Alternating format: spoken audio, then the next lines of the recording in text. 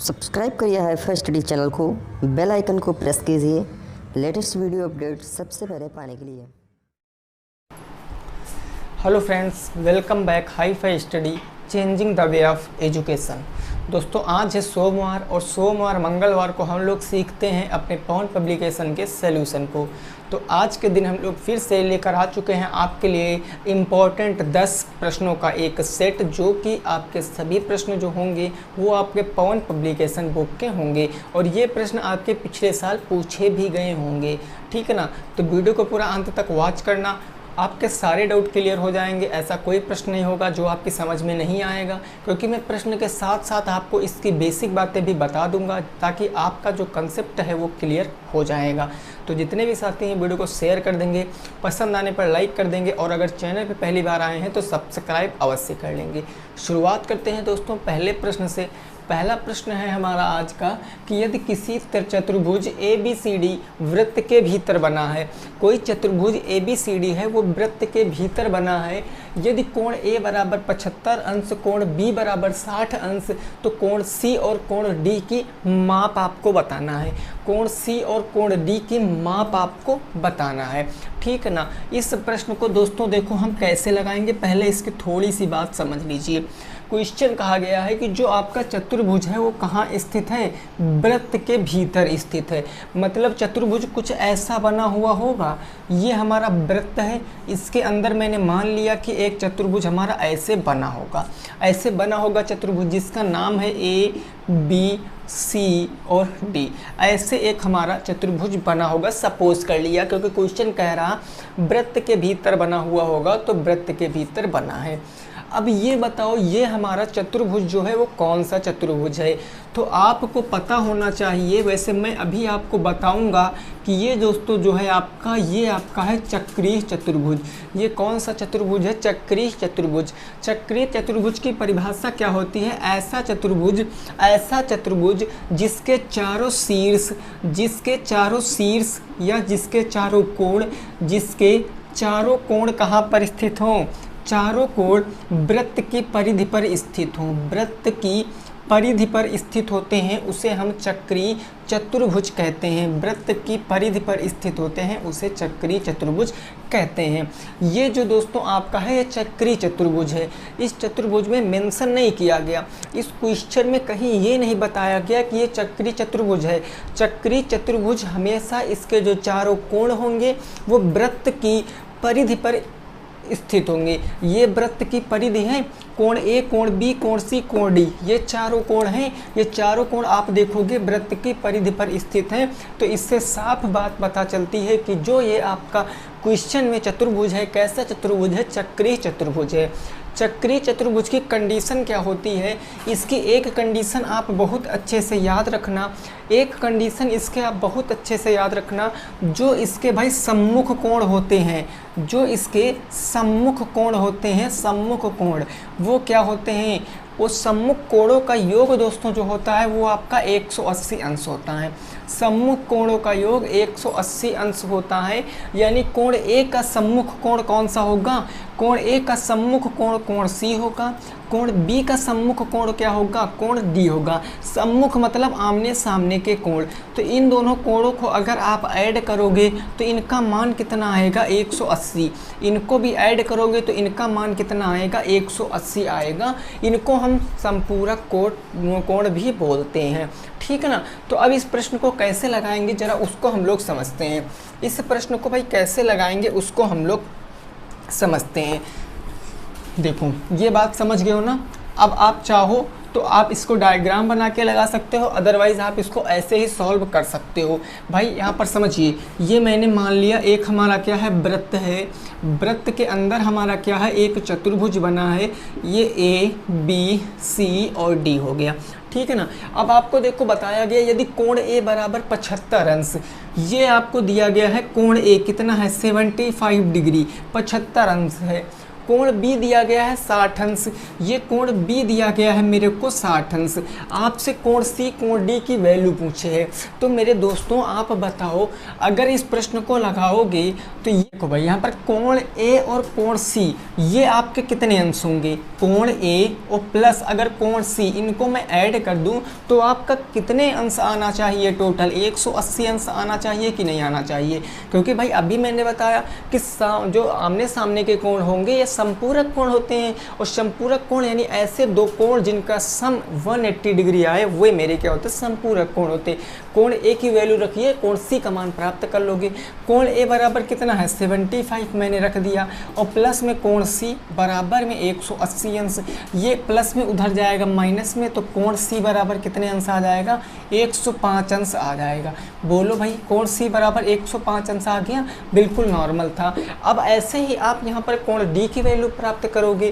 कोण डी की वैल्यू दोस्तों कैसे प्राप्त करोगे, तो कोण बी और प्लस में कोण डी ये कितने अंश होगा, 180 अंश ना होगा। कोण बी और प्लस में कोण डी 180 अंश, रीज़न वही, चूँकि ये क्या है संपूरक कोण है। तो यहाँ पर कोण बी की वैल्यू दिए गए 60 अंश, मैंने रख दिया 60 अंश प्लस के कोण डी और बराबर के क्या हो जाएगा 180 अंश हो जाएगा। ये प्लस में उधर जाएंगे माइनस में, तो कोण डी बराबर क्या आएगा 120 अंश आ जाएगा। कोण डी बराबर क्या आ जाएगा 120 अंश आ जाएगा, यानी ये आ गया 120 डिग्री और ये आ गया 105 अंश। तो यही आपके प्रश्न का जवाब है, इसको नोट कर सकते हो। 120 अंश और 105 अंश ये जिनका भी आ रहा था वो बिल्कुल राइट है, नोट कर लीजिए। बिल्कुल ऐसा ही प्रश्न देखेंगे नेक्स्ट, जो कि बिल्कुल ऐसा ही हमारा प्रश्न होगा, बिल्कुल ऐसा ही हमारा प्रश्न होगा, ठीक है ना भाई, समझ गए हो भाई। देखो चक्रीय चतुर्भुज की यही कंडीशन होती है कि जिसका सम्मुख कोण होंगे वो समपूरक कोण होते हैं, और समपूरक कोण वे कोण होते हैं जिनका सम जो होता है वो 180 डिग्री होता है। नेक्स्ट अगला क्वेश्चन नंबर 2 देख लीजिए, क्या है ये क्वेश्चन नंबर 2। तो ये कह रहा है कि यदि ABCD एक चक्रीय चतुर्भुज है, यदि ABCD एक चक्रीय चतुर्भुज है, एक क्या है भाई चक्रीय चतुर्भुज है, चक्रीय चतुर्भुज है, कोण ए बराबर दिया गया है 55 अंश, कोण ए बराबर 55 अंश और कोण बी बराबर 60 अंश, कोण बी बराबर 60 अंश। तो आपसे कोण सी और कोण डी की मान पूछा है, तो कोण सी और कोण डी का मान बताओ, और कोण डी का मान बताओ। इस प्रश्न में भाई हमें नहीं लग रहा किसी भी साथी को कोई दिक्कत होगी, बिल्कुल सेम डिट्टो वैसा ही प्रश्न है जैसा आपने अभी लगाया पहला नंबर। इसमें साफ साफ बता दिया गया ये मेरा चक्रीय चतुर्भुज है। चक्रीय चतुर्भुज है तो आपका मतलब क्या, ये वृत्त पर बना होगा, तो मैंने एक वृत्त बना लिया और वृत्त के ऊपर हमने क्या किया, एक चक्रीय चतुर्भुज का निर्माण कर लिया। ये मेरा एक चक्रीय चतुर्भुज, इसका नाम रख लेते हैं ABCD, ABCD। अब आपको बताया गया है कि कोण ए 55 अंश है, कोण बी 60 अंश है, ये हो गया आपका 55 डिग्री, ये हो गया आपका 60 डिग्री, हो गया ना। अब आपसे सी और डी का मान पूछे तो आप लिख सकते हो यहाँ पर चतुर्भुज ABCD में, चतुर्भुज ABCD में कोण ए और प्लस कोण सी बराबर कितने अंश होगा, 180 अंश होगा। कोण ए प्लस कोण सी बराबर 180 अंश होगा। रीज़न क्या होगा, ये हमारे कैसे कोण हैं, तो ये हमारे सम्मुख कोण हैं, ये हमारे क्या है भाई सम्मुख कोण हैं चक्रीय चतुर्भुज के, और चक्रीय चतुर्भुज के सम्मुख कोण जो होते हैं वो समपूरक कोण होते हैं।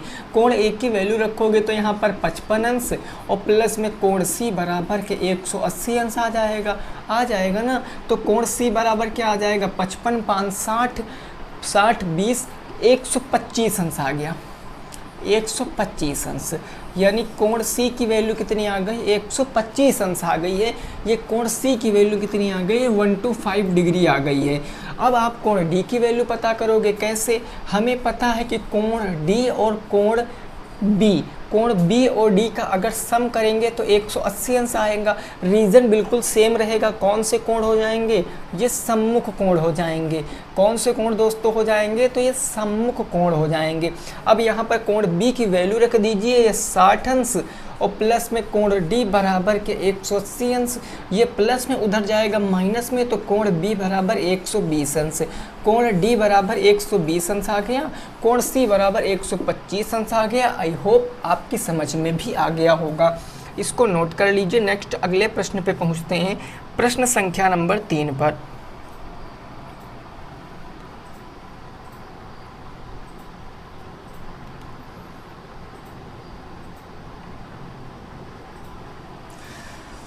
ठीक है भाई, दूसरा प्रश्न समझ में आपकी आ गया होगा। ये दोस्तों जो आपका प्रश्न था ये 2016 में पूछा गया प्रश्न था, जो अभी आपने ये प्रश्न किया है। ये देखो अगला प्रश्न देखिए 3 नंबर, इसको आप लगा लोगे, इजीली सॉल्व कर लोगे क्वेश्चन नंबर 3 को। ये कह रहा 6x स्क्वायर माइनस के 2 बराबर के 0 को हल करो। इस प्रश्न को आपको लगाना है, इसको हल करना है बस।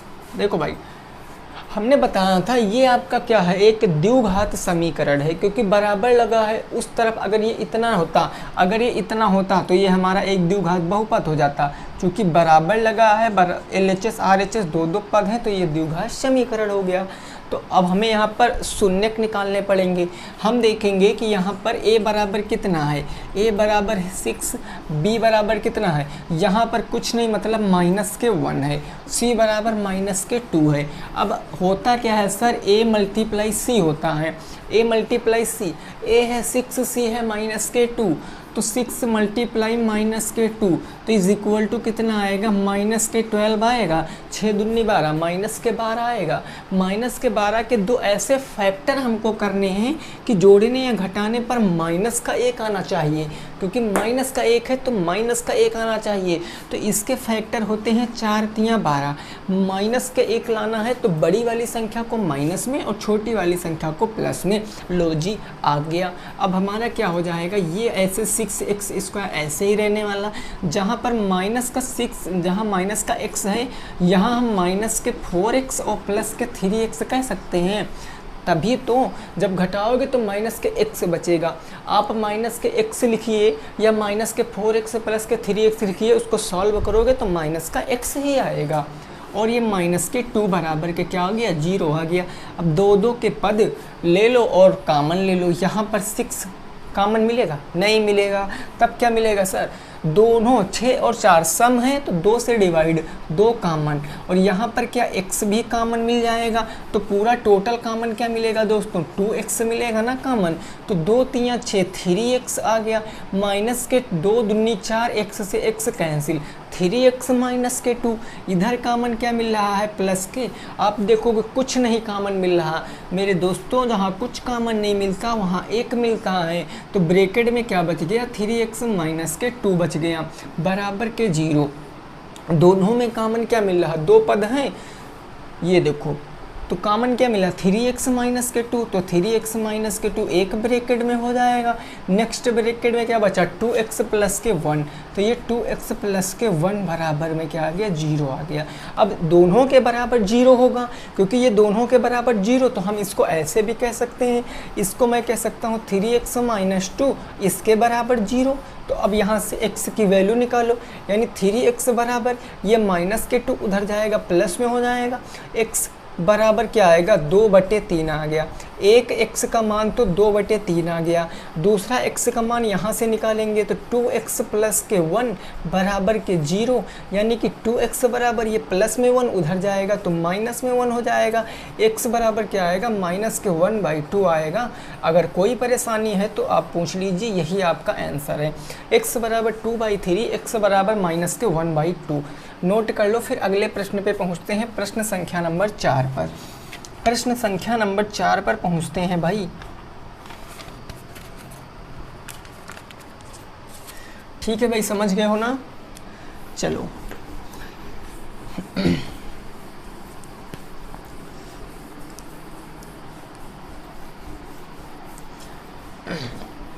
देखिए अभी मैं आपको चतुर्भुज आगे पढ़ाऊंगा, कुछ नहीं है चतुर्भुज में, बिल्कुल सिंपल सा टॉपिक है आपका चतुर्भुज। 2 या 3 क्लास में बिल्कुल ख़त्म हो जाएगा आपका चतुर्भुज, ठीक है ना। बस थोड़ा सा पेशेंस दोस्तों रखना। बस देखिए कहा गया है एक शंकु की तिर्यक ऊंचाई, एक शंकु की तिर्यक ऊंचाई, एक शंकु की तिर्यक ऊंचाई कितनी है भाई? तिर्यक ऊंचाई 10 सेंटीमीटर है, 10 सेंटीमीटर, तथा त्रिज्या कितनी है दोस्तों? तो त्रिज्या आपकी है 6 सेंटीमीटर, तथा त्रिज्या 6 सेंटीमीटर है। शंकु का आयतन क्या होगा? शंकु का आयतन आपको बताना है, शंकु का आयतन आपको बताना है, आयतन शंकु का आयतन क्या होगा वही आपको बताना है, वही आपको बताना है शंकु का आयतन। इसको लगाओ और बताओ इसमें क्या आएगा, इसको भाई लगाओ और बताओ क्या आएगा। भाई शंकु का आयतन हम कब बता सकते हैं? शंकु का आयतन कब बता सकते हैं? तो शंकु का आयतन जो होता है दोस्तों, शंकु का आयतन का फार्मूला क्या होता है? इसका फार्मूला होता है 1/3 multiply pi r square h. यही तो फार्मूला होता है, यही तो फार्मूला होता है। बोलो। अब आप कहोगे सर इसमें तिर्यक ऊंचाई मतलब क्या दिया गया है? एल दिया गया। तिर्यक ऊंचाई को किससे लिखते हैं? एल से लिखते हैं। वो कितना दिया गया है? 10 सेंटीमीटर। तिर्यक ऊंचाई एल दिया गया है 10 सेंटीमीटर। रेडियस दिया गया है, आर की वैल्यू दी गई, कितनी दी गई? 6 सेंटीमीटर। क्या दोस्तों आपको हाइट पता है? क्या आपको हाइट पता है? जब हाइट नहीं पता होगी तो आप आयतन नहीं बता सकते हो। तो हम यहाँ से अपनी हाइट निकालेंगे। हाइट कैसे निकालेंगे? तो मैंने आपको बताया था, जब इससे पहले मैंने ट्यूसडे को आपके इन प्रश्नों को सॉल्व कराया था, उसमें मैंने बताया था कि जब हाइट निकालना हो, तिर्यक ऊंचाई और रेडियस पता हो, तो मेरा यहाँ फार्मूला लगता है पाइथागोरस परिमेय वाला। L square is equal to क्या होता है भाई? आर स्क्वायर, और प्लस में क्या हो जाता है? एच का स्क्वायर हो जाता है। ये फार्मूला लगता है। यहाँ से एच निकाल सकते। एल है आपका 10 का स्क्वायर करोगे तो 100 हो जाएगा। आर है आपका 6 का स्क्वायर करोगे 36, तो इधर माइनस में आ जाएगा और उधर आपका बच जाएगा एच स्क्वायर। यानी यहाँ कितना बचेगा? 36 4 40, यहाँ बचेगा आपका 64, और ये स्क्वायर हटेगा तो √64। एच बराबर √64, यानी एच बराबर क्या आएगा? 8 सेंटीमीटर आएगा। बोलो ये समझ में आया? एच बराबर क्या आएगा? 8 सेंटीमीटर आएगा। अब यहाँ से हम वॉल्यूम आसानी से बता सकते हैं इसका आयतन। 1/3 हमारा ऐसे ही रहने वाला है, तो 1/3 गुणे पाई आर की वैल्यू होती है 22/7 हो गई, गुणे आर हमारा कितना है? 8 का स्क्वायर रखोगे 64, सॉरी आर हमारा कितना है? आर है भाई हमारा 6 का स्क्वायर करोगे तो 36 मल्टीप्लाई एच है मेरा 8, तो ये हो गया 8। अब यहाँ से आप इसको सॉल्व कर लीजिए। इसको सॉल्व करोगे तो कितनी बार जाएगा? 3 से काटिए इसको, 3 एकम 3, 3 दूनी कितना हो गया? 6 हो गया। 3 दूनी कितना हो गया? 6 हो गया। अब यहाँ पर देखो ये नेक्स्ट स्टेप हमारा क्या कहता है सर कि 12 और 22 गुणे 8, आप यहाँ पर गुणा करा लीजिए, है ना। तो 12 दूना 24 के 4 हासिल कितना आ गया? 2 आ गया। 12 दूना 24, 25, 26, 264 मल्टीप्लाई का कितना? 8 आ गया, और बटे में कितना आ गया? 7 आ गया। अब आप यहाँ पर देखो 7 से इसको काटिए, 7 त्रिक 21 हो गया, 7 त्रिक 21, 5 बचा 54 हो गया, 7 अट्ठे 56, 7 सतह कितना हो गया? 49 हो गया। 49 हो गया, कितना बच गया भाई? 49 1 50, 4 54, यानी कितना? 5 बच गया। 50 7 सतह 49। अब आगे काटने वाले हैं नहीं, हम यहाँ पर मल्टीप्लाई करा लेंगे। 8 सतह 56 के 6, 5 आ गया। 8 सतह 56, 56 और 5 61 के 1 हासिल 6 आ गया। 8 त्रिक 24 और 24 6 कितना हो गया? 30 हो गया। तो 0.1 अंक पहले 301.6, वो भी किस में आएगा? सेंटीमीटर स्क्वायर और सेंटीमीटर, तो सेंटीमीटर क्यूब में आ जाएगा। तकरीबन इतना आंसर आएगा, 301.6 सेंटीमीटर क्यूब। यहाँ तक तकरीबन आंसर आ सकता है। नोट कर लीजिए, नेक्स्ट प्रश्न पे पहुँचते हैं। इसको नोट कर लीजिए, फिर नेक्स्ट प्रश्न पे पहुँचते हैं। प्रश्न संख्या नंबर कौन सा भाई? तो प्रश्न संख्या नंबर हमारा कौन सा हो जाएगा? वो हो जाएगा 5 नंबर, ठीक है ना। देखिए यहाँ पर मेन जो रोल अदा करता है दोस्तों, ये बिल्कुल जो आपकी एकदम फ्रेश वैल्यू है वो मेन रोल अदा करती। बाकी पॉइंट के बाद 1-2 अंक अगर इधर उधर भी हो जा रहे हैं तो कोई दिक्कत वाली बात नहीं है। यहाँ पर देखो, यहाँ पर आप काटते तो 7 त्रिक 21, 5 बच्चा 54 हो गया, 7 7 49, एक 50, 4 चौके 5 बचा, दशमलव लगाओगे 50 7 7 49, कितना बच गया, 1 बच गया, दशमलव लगाते 0, ऐसे करते तो आप कुछ भी यहाँ पर 3 4 5 कुछ भी आ सकता था, बट इम्पॉर्टेंट करता है मेरा ये वाला, ठीक है ना।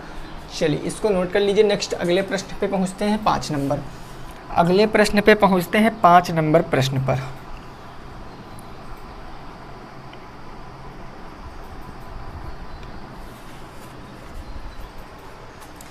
ये बात क्लियर हो गई ना, किसी को कोई दिक्कत तो होगी नहीं भाई यहाँ तक।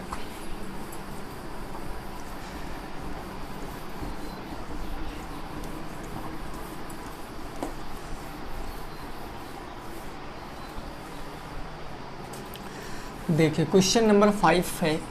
क्वेश्चन नंबर 5 दोस्तों क्या है, एक आपको चित्र दिया गया है, एक आपको ऐसे करके एक आपको चित्र दिया गया है, ये आपका एक क्या दिया गया, डायग्राम दिया गया, इसका नाम दिया गया है ABCD, ABC और D।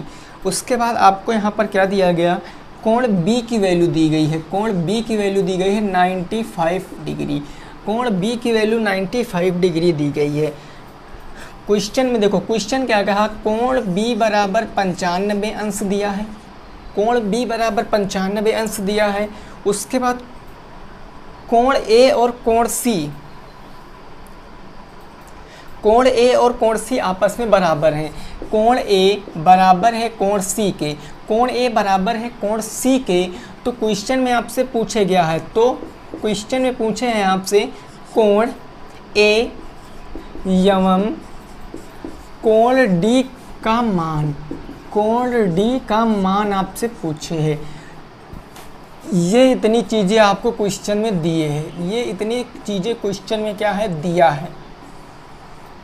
अगर लैंग्वेज बात करें तो क्वेश्चन की लैंग्वेज ऐसे बनेगी कि निम्नलिखित चित्र में कोण B बराबर 95 अंश है, जो कोण A आपका है वो कोण C, दोनों आपस में इक्वल हैं, कोण A कोण C बराबर हैं, तो आपको बताना है कोण A और कोण D का मान, कोण A और कोण D का मान आपको बताना है।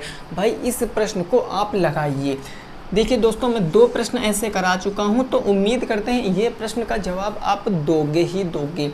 भाई मेरे एक बात बताओ, ये आपका जो चतुर्भुज है ये कैसा चतुर्भुज है, क्या आप बता सकते हो? ये आपका कैसा चतुर्भुज है, क्या बता सकते हो? डेफिनेटली सर बता सकते हैं, ये हमारा कैसा चतुर्भुज है, तो ये मेरा चक्रीय चतुर्भुज है। क्यों है? क्योंकि चक्रीय चतुर्भुज ऐसा चतुर्भुज होता है जिसको चारों एंगल क्या होते हैं, परिधि पर स्थित होते हैं। वृत्त की परिधि पर देखो इसके चारों एंगल स्थित हैं, चाहे वो A हो, B हो, C हो, D हो, चारों एंगल कहाँ है, परिधि पर हैं। तो जब ये हमारा चक्रीय चतुर्भुज है, तो चक्रीय चतुर्भुज में क्या होता है, आमने सामने के कोण, आमने सामने यानी सम्मुख कोण, आमने सामने के कोण क्या होते हैं भाई, 180 अंश होते हैं, जिनका सम क्या होता है, 180 अंश होता है। आमने सामने के कोण 180 अंश होते। तो यहाँ पर दोस्तों आप बात कर लेते हैं कि 95 अंश ये है, तो ये कितना होगा। भाई मेरे आप एक मेरे को बात बताओ, इस प्रश्न में क्या क्या प्रॉब्लम है, हमें ये नहीं समझ में आ रहा है। देखो कोण D और कोण B, ये कोण B और प्लस में कोण D, ये कितने अंश होगा दोस्तों, तो 180 अंश होगा कि नहीं होगा। कोण B प्लस कोण D 180 अंश होगा। रीज़न क्या है कि ये मेरे क्या है, सम्मुख कोण है, ये क्या है, सम्मुख कोण है। ये तो आपको पता ही चल गया होगा, ये सम्मुख कोण है। तो कोण D की वैल्यू यहाँ से निकाल लेंगे, बिल्कुल एक ही हम आसानी से निकाल लेंगे। कैसे, तो समझिए।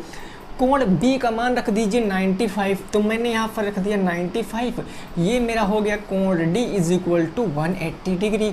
ये प्लस में उधर जाएगा माइनस में, तो कोण D की वैल्यू कितनी आ जाएगी, 95,585 अंश आ जाएगी। कितने अंश आ जाएगी दोस्तों, 85 अंश आ जाएगी। तभी तो यानी ये कोण D कितना आ गया, 85 डिग्री आ गया, 85 डिग्री आ गया। ये बात क्लियर। एक का तो पता चल गया, किसका, कोण D का। लेकिन हमको अब कोण A का पता करना है, ये भी नहीं पता, ये भी नहीं पता, कोई प्रॉब्लम नहीं है। एक पॉइंट यहाँ पर हमें अच्छे से पता है कि चतुर्भुज के चारों कोणों का योग कितने अंश होता है, चारों कोणों का योग कितने अंश होता है। कोणों का योग कितने अंश होता है भाई? चतुर्भुज के चारों कोणों का योग 360 अंश होता है कि नहीं होता है? 360 अंश होता है कि नहीं होता? डेफिनेटली होता है सर, होता है ना। अब मेरे दोस्तों एक बात बताओ, यहाँ पर एक बात बताओ, अगर मैं यहाँ पर कोण ए और कोण सी का प्लस करूं तो कितना आना चाहिए? कोण ए और कोण सी का प्लस करो तो कितना आना चाहिए? आप कहोगे सर अगर कोण ए प्लस कोण सी बराबर करोगे तो 180 अंश आएगा नहीं? कोण ए प्लस कोण सी 180 अंश आएगा नहीं आएगा? और जब ये 180 अंश आएगा तो यहाँ पर कहा गया कि दोनों कोण क्या हैं? बराबर हैं। कोण ए कोण सी दोनों बराबर हैं, यानी यह भी x होगा तो यह भी x होगा, और ये किसके बराबर होगा? 180 के बराबर होगा। x से x कितना हो गया? 2x हो गया, और ये 180 अंश हो गया। यानी इसको काटोगे तो x की वैल्यू कितनी आएगी? 90 अंश ना आएगी। x की वैल्यू 90 अंश नहीं आएगी। और x मैंने माना क्या है? कोण a हो चाहे कोण c हो, यानी कि आपके कोण a की वैल्यू 90 अंश आ जाएगी और कोण d की वैल्यू 85 अंश आ जाएगी। जहां पर आपने x कहा है वहां पर आप a भी लिख सकते हो। कोण a बराबर 90 अंश और कोण d बराबर 85 अंश नोट कर लीजिए। नेक्स्ट प्रश्न पे पहुंचते हैं, प्रश्न संख्या 6 पर। प्रश्न संख्या किस पर भाई? तो 6 पर पहुंचते हैं। कोई दिक्कत भाई किसी भी साथी को नहीं होनी चाहिए।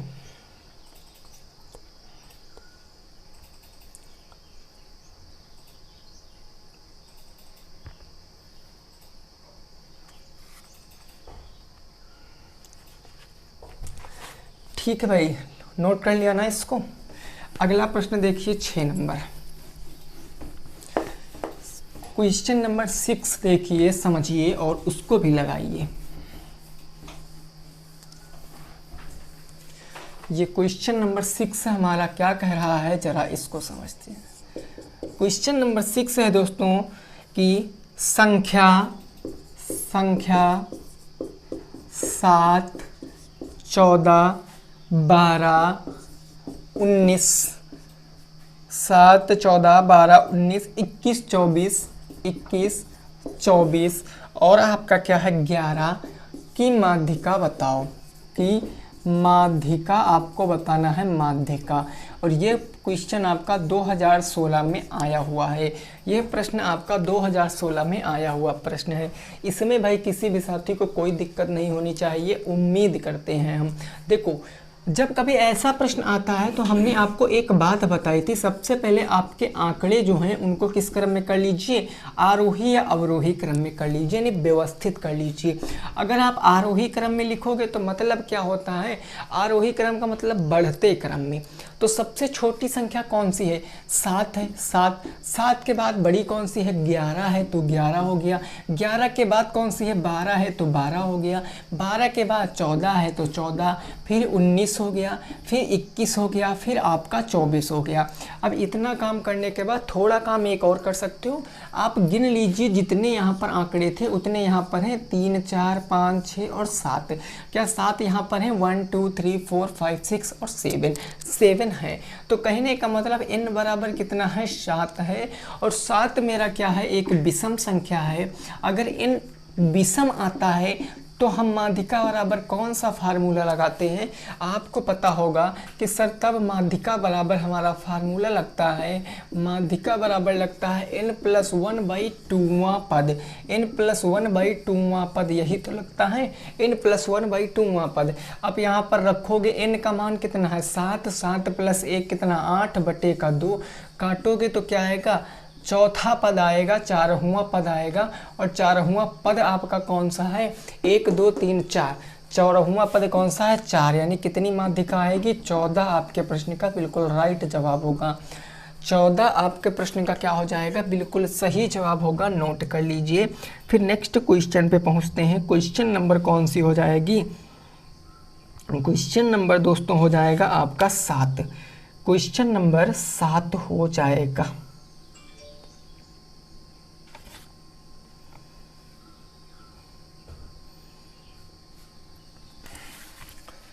ठीक है ना दोस्तों, बात क्लियर हो गई है। चलिए अगला नेक्स्ट प्रश्न देखते हैं 7 नंबर।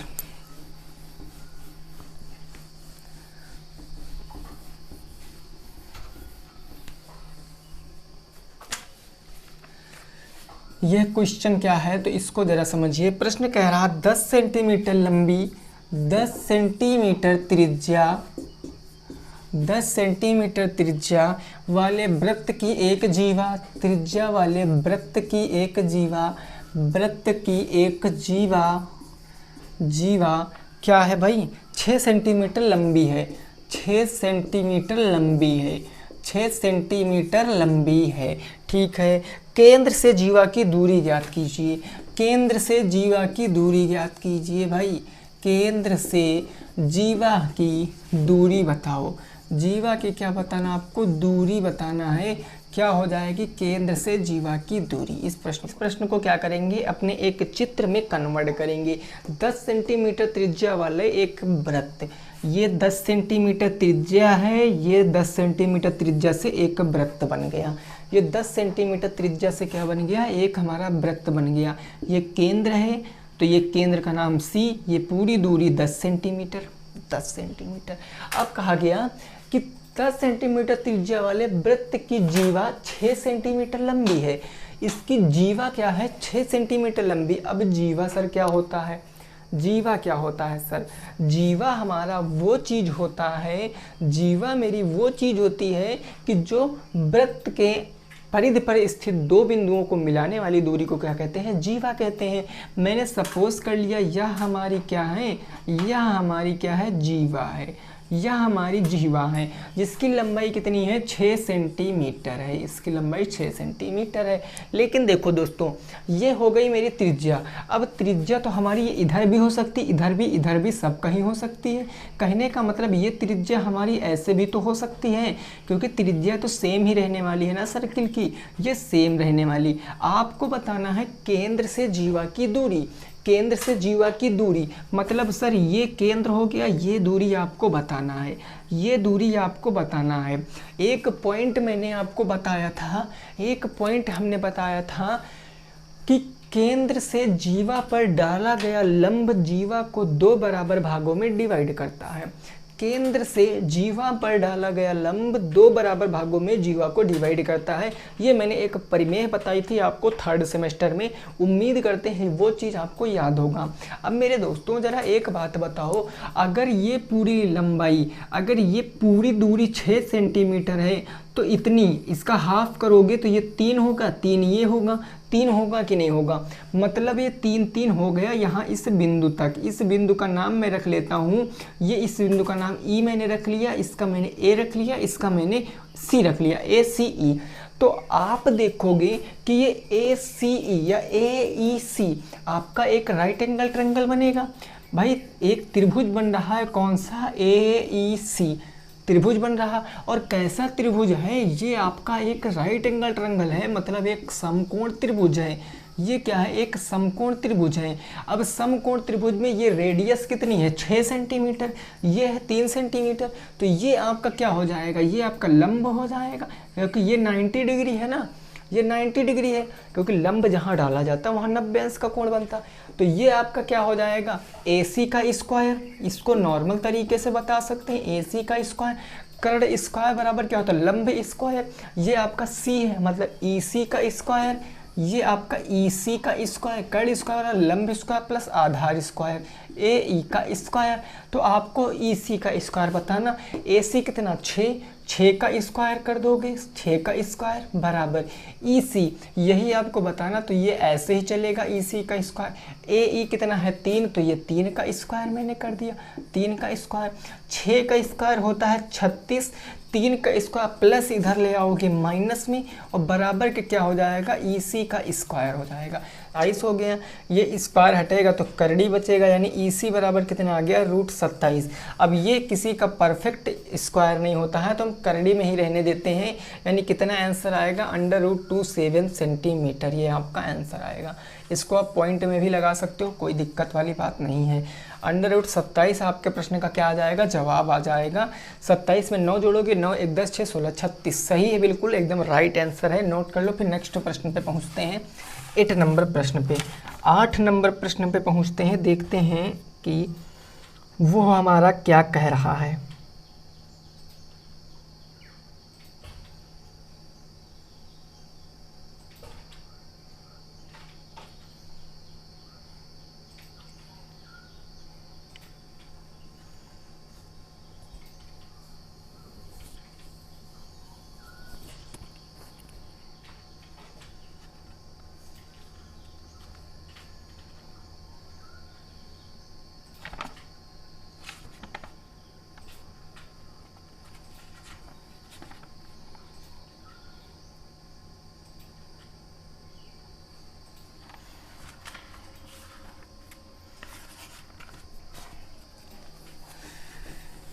चलिए भाई नेक्स्ट अगला क्वेश्चन देखते हैं 8 नंबर। यहाँ तक भाई बात समझ गए हो आप लोग ना, कोई दिक्कत तो होगी नहीं भाई। देखिए क्वेश्चन नंबर 8 हमारा क्या कह रहा है, इसको ज़रा समझते हैं। ये कह रहा है कि 16x स्क्वायर माइनस के 25, 16x स्क्वायर माइनस के 25 इज इक्वल टू 0। इसको आपको हल करना है, इसको आपको हल करना है। इसका जवाब क्या हो जाएगा वो जल्दी से आप लोग बताइए, जल्दी से बताइए इसका जवाब क्या हो जाएगा। ठीक है ना भाई, इसका जवाब क्या हो जाएगा।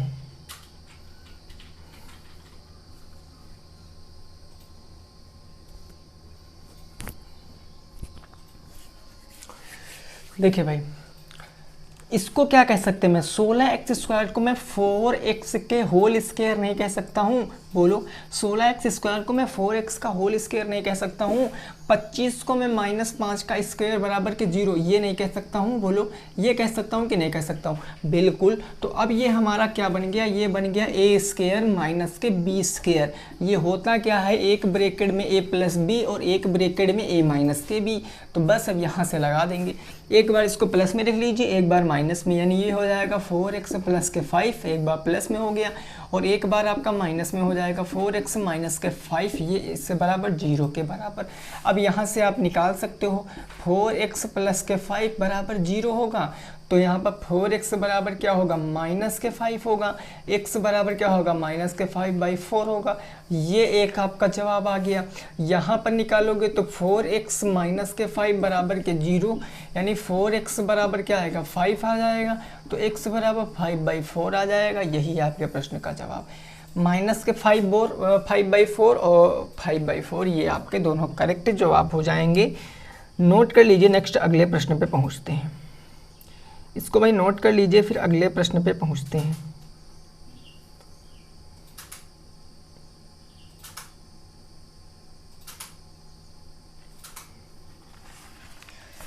ठीक है ना भाई, चलो सेकंड लास्ट प्रश्न पर, आज के सेकंड लास्ट प्रश्न के ऊपर पहुंच जाते हैं हम लोग।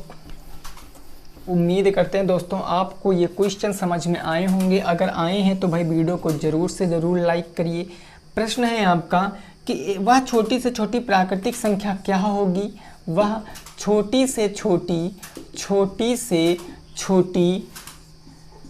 नेचुरल नंबर क्या होगा, नेचुरल संख्या क्या होगी, संख्या क्या होगी जिसे कितना है भाई, जिसे 19,491 में घटा दें तो भागफल पूर्ण वर्ग हो जाए। 19,491 में घटा दें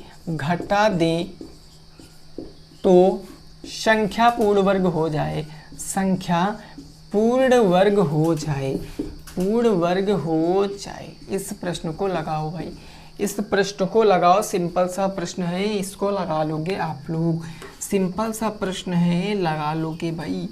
इस प्रश्न को हम कैसे लगा सकते हैं तो बताओ मेरे दोस्तों, इसको हम क्या कह सकते हैं। हमने बताया ऐसे प्रश्न को आप किस विधि से करोगे, भाग विधि से करोगे। लिखा है 19,491, मैंने लिख लिया 19,491 मैंने लिख लिया। अब हम भाग विधि से लगाने के लिए पीछे से क्या करते हैं भाई, जोड़े बनाते हैं। देखो भाई 19,491 ही तो है। एक सेकंड मैं इसको चेक कर लेता हूँ। 19,4491 है भाई, 19,4491। यहाँ पर 491 नहीं, 19,4491 है। और यहाँ पर भी क्या हो जाएगा, 19,4491 हो जाएगा। बस अब देखो, अब पीछे से जोड़े बनाएंगे, एक ये एक ये एक ये। तो अब इसको हम सॉल्व करते चले जाएंगे। सबसे पहला जोड़ा क्या है, 19 का, तो 19 का 4 का वर्ग करेंगे ना, 4 चौके 16, ये 4 उठकर यहाँ ऐड हो जाएगा, तो 4 4 हो गया 8, 16 में से 19 में से 16 जाएगा, 16 3 19 3, ये हो गया 44। अब कितने बार जाएगा, 8 चौक 32, 4 8 32, 4 बार जा सकता है। 4 यहाँ लिखेंगे, 4 यहाँ, 4 चौके 16 के 6 हासिल 1, 4 अट्ठे 32, 1 33, 336 आ गया। ये 4 उठकर यहाँ पर ऐड हो जाएगा तो ये 84, 4 कितना हो जाएगा 88 हो जाएगा। यहाँ पर दोस्तों 14 में से 6 जाएगा तो 8 बच गया। यहाँ बाकी कुछ नहीं बचा। नेक्स्ट अगला जोड़ा कितना है 91। अगला जोड़ा कितना है 91। अब कितनी बार जाएगा, केवल एक बार जाएगा। 881 एक कम कितना हो जाएगा 881 हो जाएगा। और ये एक उठकर कहाँ यहाँ पर ऐड हो जाएगा तो ये 881 एक कितना हो जाएगा 882। घटाओगे तो कितना बचेगा 10 बचेगा। ये शेष बच गया ना, और जो शेष बचता है उसी को घटा दें। मतलब अगर 10 को घटा देते 10 कम होता तो संख्या पूर्ण वर्ग बन जाती, तो 10 अगर घटा देते तो संख्या पूर्ण वर्ग, तो आंसर भी क्या आएगा 10 आएगा। आंसर क्या आएगा 10 आएगा, क्योंकि जो शेष बचा वही तो घटाएंगे तो वही आंसर हो जाएगा 10। आपके प्रश्न का जवाब है, नोट कर लीजिए। नेक्स्ट अगले क्वेश्चन पे पहुंचते हैं, क्वेश्चन नंबर 10 यानी कि आज के लास्ट प्रश्न पर। क्वेश्चन नंबर 10 यानी आज के भाई लास्ट प्रश्न के ऊपर पहुंचते हैं।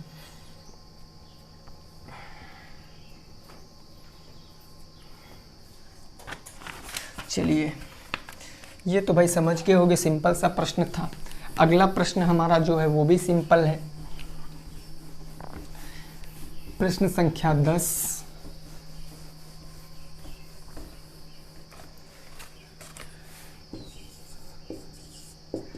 यह क्वेश्चन कह रहा है भाई क्यूब रूट 343 और उसके बाद है मल्टीप्लाई स्क्वायर रूट 576। इसका मान आपको बताना है।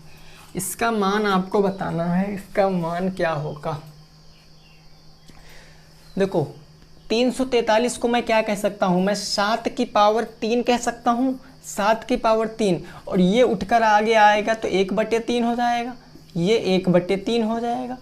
और गुणे 576 को मैं 24 की पावर 2 कह सकता हूँ, 24 की पावर 2, ये यहाँ पर 2 है आगे आएगा तो 1/2 हो जाएगा। 2 से 2 कैंसिल, 3 से 3 कैंसिल, 7 गुणे 24 बच गया। गुणा कराओगे 7 चौके 28, 7 दूनी 14, 14 15 16, 168 आपका जवाब आएगा। 168 आपका जवाब आएगा। अगर दिक्कत है तो पूछ लीजिए। ये कंसेप्ट मैंने इससे पहले भी आपको बताया था। 168 आपके प्रश्न का जवाब आएगा। चाहते तो आप इसके गुणनखंड कर लेते, इसके गुणनखंड कर लेते तो आपका आता इतना ही आंसर, लेकिन ये कंसेप्ट बिल्कुल राइट है।